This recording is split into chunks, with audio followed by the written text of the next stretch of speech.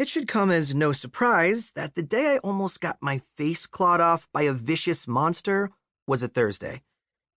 Since pretty much the beginning of time, according to my dad and his dad and his dad's dad and his dad's dad's dad, etc., bad things have happened to my family on Thursdays.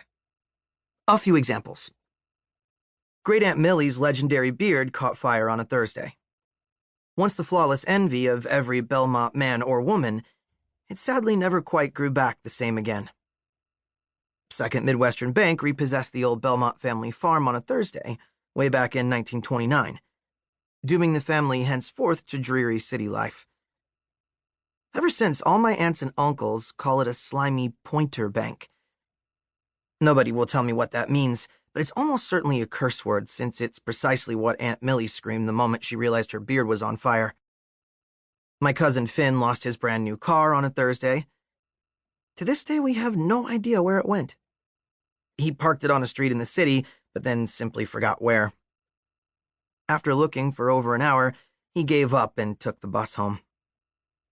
If you say it's impossible to just lose a mid-sized sedan, I'll show you a Belmont on a Thursday. There are so many more, but the point is, I shouldn't have been surprised to nearly get torn limb from limb on a Thursday. I certainly expected something bad to happen, since it nearly always did. Just not something so drastic. I thought maybe I'd get gum stuck in my hair, or perhaps Perry would try to stuff me in the toilet in the fourth stall of the boys' locker room again. Which was actually almost as bad as getting attacked by a monster, since this particular toilet was so notorious it even had its own name, the Super Bowl. The Super Bowl hadn't been flushed since 1954 due to some superstitious school tradition that ran so deep even the city's top health inspector, a former student, overlooked it. I can't even describe to you the horrible sights I've seen inside that stall, and the smell shall never be mentioned again. But I'm certainly not complaining about Thursdays. They're just part of being a Belmont. Some kids are born rich, some are born poor, some are born with 8 toes, some are born with blonde hair, and others just happen to have been born with the Thursday curse. Luckily, my whole family was pretty good at coping with it. We even had a saying: Thursdays are why every other day seems so great. Okay, so maybe it's not very catchy, but it worked. The other days of the week truly felt like a holiday compared to Thursdays. That particular Thursday started out, simply enough, with a supposedly harmless school field trip to the Lincoln Park Zoo. The Isaacson Preparatory Empowerment Establishment. I dare you to try saying you go to a school called IP with a straight face. Is one of the fanciest and most prestigious private schools in the country.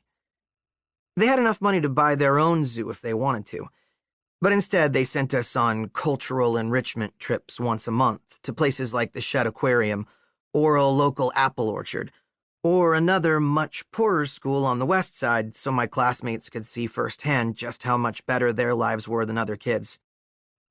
That Thursday, a convoy of luxury charter buses drove the entire school up Lakeshore Drive toward the zoo. Lake Michigan flanked us on the right, looking like an ocean with a sparkling blue surface that stretched on forever. My first goal, after stepping off the bus at the entrance to the Lincoln Park Zoo, was to find Edwin. That was the good part about field trip Thursdays, getting to hang out with my best friend all day. Edwin was easily the most popular kid at the PE. And perhaps also the richest. And maybe that's not a coincidence. Not that being wealthy was rare for the PE's students.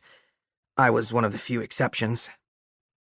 Of the school's 440 students, only 45 of us paid reduced tuition.